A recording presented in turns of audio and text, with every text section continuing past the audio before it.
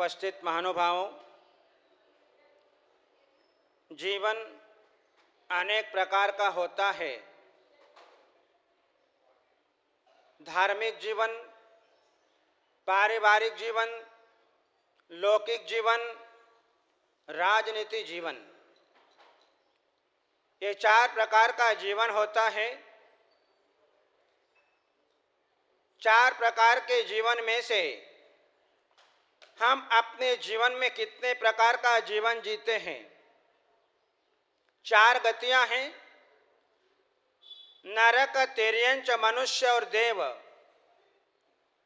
इन 4 गतियों के अंदर देखें, जहां हमारा पूर्ण जीवन कहां पर होता है। नरक गति में पूर्ण जीवन नहीं है, क्योंकि वहां पर निरंतर क्रोध के अलावा दूसरा कोई काम नहीं है। देव गति में देखें तो वहां पर भी पूर्ण जीवन नहीं है। तिर्यंच पर्याय में देखें तो वहां पर भी पूर्ण जीवन नहीं दिखाई देता है। मात्र मनुष्य गति में ही हमें पूर्ण जीवन दिखाई देता है। हमारे जितने भी तीर्थंकर जैसे महापुरुष इस धरती पर हुए, उनका पूर्ण जीवन था।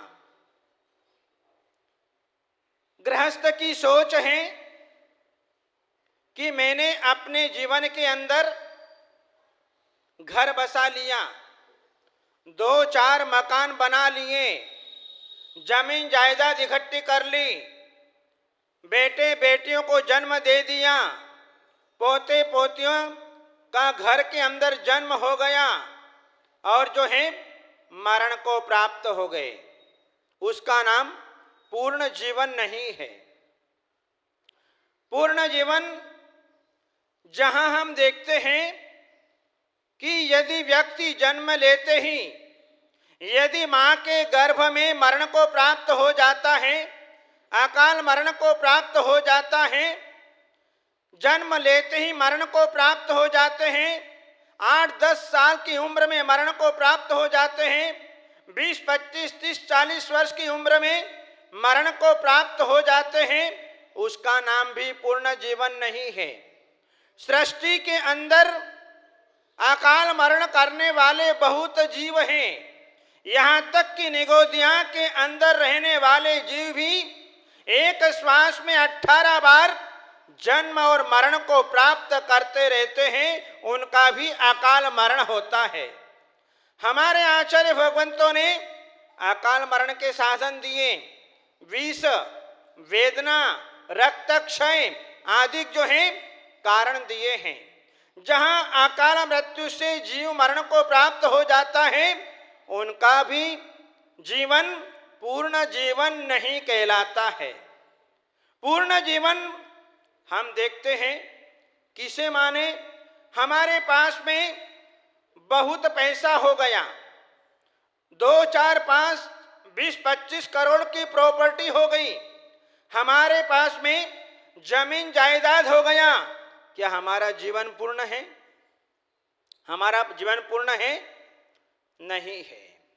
यदि हमारे पास में अच्छा खासा पैसा हो गया, क्या हमारा जीवन पूर्ण है? नहीं है। हमारे पास में अनेक प्रकार की भोग सामग्री एकत्रित हो जाए, हमारा जीवन पूर्ण है? नहीं है। हमारे पास में 2, 4, 5, 20, 25 फ्लैट हो जाए, कोठी बंगले हो जाए, हमारा जीवन पूर्ण है? नहीं है। हमारा जीवन सारा का सारा अधूरा बना रहता है। आज तक इस दुनिया के अंदर किसी के पास में भी जीवन पूर्ण नहीं दिखाई देता, केवल मात्र महापुरुषों के अलावा। लेकिन गृहस्थ जीवन में भी जो इंसान अपने जीवन में अपना पूर्ण जीवन जी लेता है, और पूर्ण जीवन वो भी सत्ता में पुण्य हो, तब अपने जीवन में पूर्ण जीवन जी पाता है, वरना पूर्ण जीवन उसे भी प्राप्त नहीं हो पाता है। 3 प्रकार की अवस्थाएं हैं, बाल्यावस्था, युवावस्था और वृद्धावस्था। इन तीनों अवस्थाओं में अपने कर्तव्य का पालन करना, उसका नाम है पूर्ण जीवन।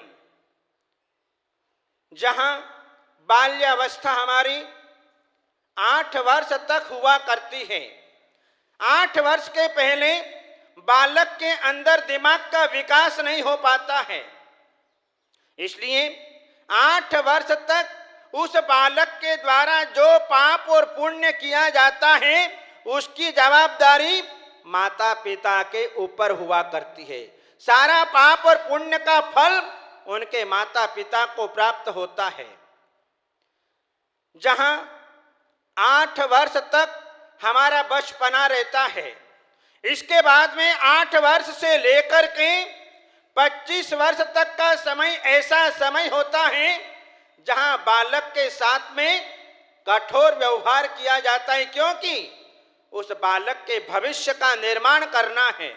इसलिए पिता जो है कठोर व्यवहार उसके साथ में करता हुआ दिखाई देता है, क्योंकि बाल्यावस्था में यदि उसे अच्छे संस्कार मिल जाते हैं तो उसका जीवन बिगाड़ नहीं हो सकता है। इसलिए कठोरता के साथ में उसको अनुशासन में रखा जाता है और उसके भविष्य को उज्जवल बनाया जाता है। जब 25 वर्ष का हो जाता है तो 25 वर्ष से लेकर के 50 वर्ष तक जो है उसका अर्थ पुरुषार्थ और काम पुरुषार्थ, इन 2 पुरुषार्थों में उसका जीवन निकलता हुआ दिखाई देता है। और 60 वर्ष होते ही प्रौढ़ अवस्था को प्राप्त हो जाता है, और 60 वर्ष के बाद भी जो है वह अपने जीवन में वृद्धावस्था का अनुभव करता हुआ दिखाई देता है। जहां इन तीनों पनों के अंदर बाल्यावस्था, युवा अवस्था, प्रौढ़ अवस्था, वृद्धावस्था में जहां पर अपने कर्तव्य का पालन किया जाता है, आज देखते हैं कि व्यक्ति अपने जीवन में कर्तव्य के पालन करने में पीछे हट जाता है। जब तक हाथ पैर में जोश होता है तब तो कर लेता है, और हाथ पैर में जोश खत्म हुआ कि इसके बाद में मामला खत्म हो जाया करता है। इसलिए वृद्धावस्था में होश तो रहता है लेकिन जोश नहीं रहता है। युवा अवस्था में जोश रहता है लेकिन होश नहीं रहता है। इसलिए जहां हम अपने जीवन में अपने कर्तव्य पालन में पीछे रह जाते हैं तो हमारा जीवन पूर्ण जीवन नहीं कहलाता है।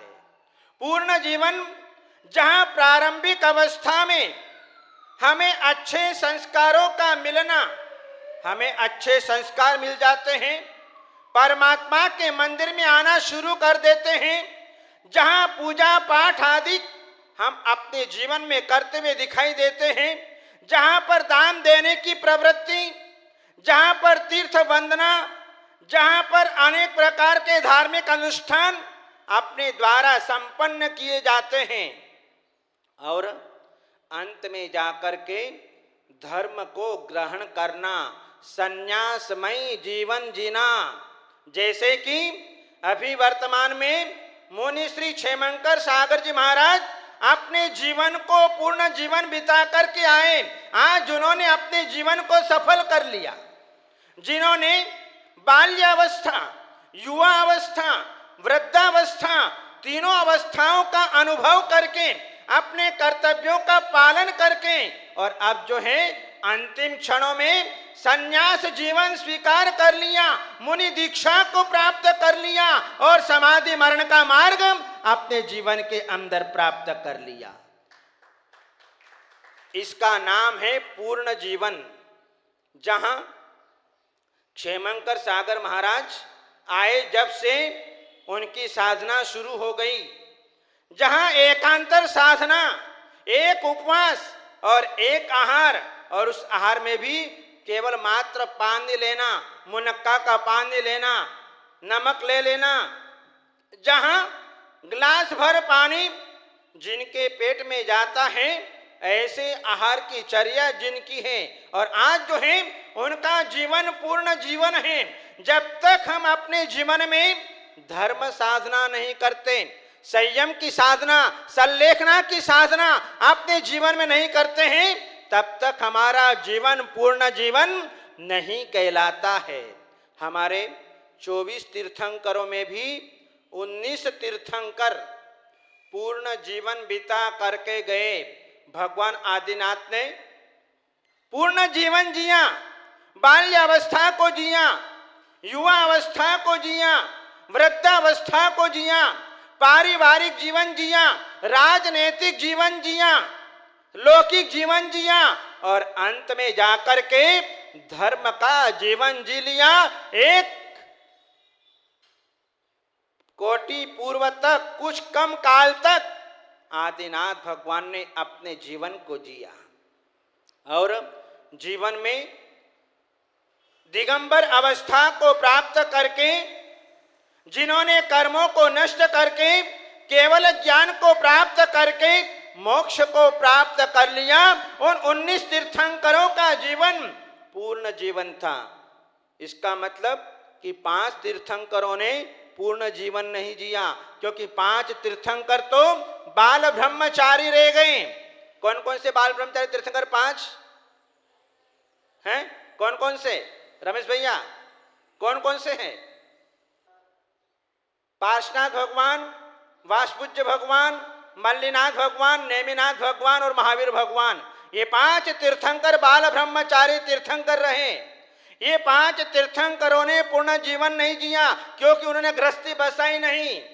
उन्होंने अपने जीवन के अंदर किसी प्रकार की जो है राजनीति को स्वीकार नहीं किया, राज्य को स्वीकार नहीं किया, और जो बाल्य अवस्था में ही वैराग्य अवस्था को प्राप्त हो गए। लेकिन फिर भी उन्होंने अपने जीवन को पूर्ण जीवन जी लिया, क्योंकि उन्होंने अपने जीवन में हर तरह से अपने जीवन को पूर्ण बनाया, और जीवन को पूर्ण बना करके जिन्होंने कर्मों को नष्ट करके अपने जीवन में केवल ज्ञान को प्राप्त करके मोक्ष को प्राप्त कर लिया, इसलिए 5 तीर्थंकरों का जीवन भी पूर्ण जीवन रहा। उनका जीवन गृहस्थों जैसा नहीं रहा। 2 प्रकार का क्षेत्र है, एक साधना का क्षेत्र है, एक गृहस्थ का क्षेत्र है। 19 तीर्थंकरों ने अपने जीवन के अंदर गृहस्थों का क्षेत्र प्राप्त किया, अपने जीवन को पूर्ण किया। 5 तीर्थंकरों ने साधना के क्षेत्र में उतर करके, वैराग्य के क्षेत्र में उतर करके उन्होंने अपने पूर्ण जीवन को जिया। लेकिन हमारा जीवन, गृहस्थ जीवन भी पूर्ण नहीं है, और साधना के क्षेत्र में भी हमारा जीवन पूर्ण जीवन नहीं दिखाई दे रहा है। क्यों? क्योंकि या तो हम अकाल मरण को प्राप्त हो जाते हैं, या हम अपने जीवन में अपने कर्तव्य पालन से दूर हट जाया करते हैं, जिसके कारण हमारा जीवन पूर्ण जीवन नहीं होता है। मानुभाव, पूर्ण जीवन जीने के लिए भी पुण्य चाहिए। यदि पुण्य नहीं होता है तो हम पूर्ण जीवन भी अपने जीवन के अंदर जी नहीं सकते। हमने घर तो बसा लिया, घराना किसे कहते हैं? घर और घराना में अंतर है। घर तो सामान्य होता है और घराना विशेष होता है।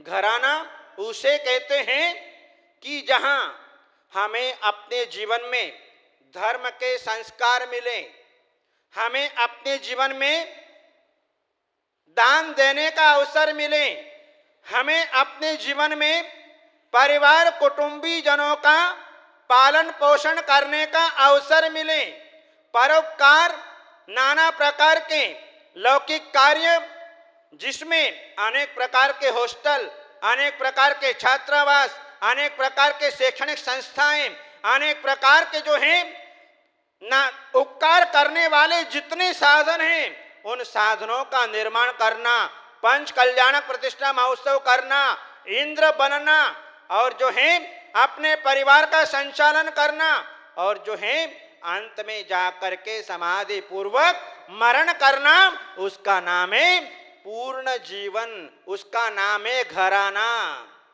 बाकी 2 पैसा हो गया, 4 पैसा हो गया, उसका नाम घराना नहीं है। वह घर जो है हमारा कोई काम का नहीं है। जहां हमारे जीवन के अंदर यदि ये संपत्ति नहीं आई, दान देने की प्रवृत्ति नहीं हुई, दिगंबर अवस्था की प्राप्ति नहीं हुई, समाधि पूर्वक मरण नहीं हुआ, तो समझना अपना जीवन अपूर्ण जीवन है। पूरा जीवन हमारे जीवन के अंदर नहीं है। इसलिए अपने जीवन को पूर्ण जीवन जीना, और पूर्ण जीवन जीने के लिए हमें अपने जीवन में ऐसे संस्कारों को प्राप्त करना पड़ता है, और उन संस्कारों के माध्यम से हम अपने जीवन के अंदर निरंतर आगे बढ़ते चले जाते हैं।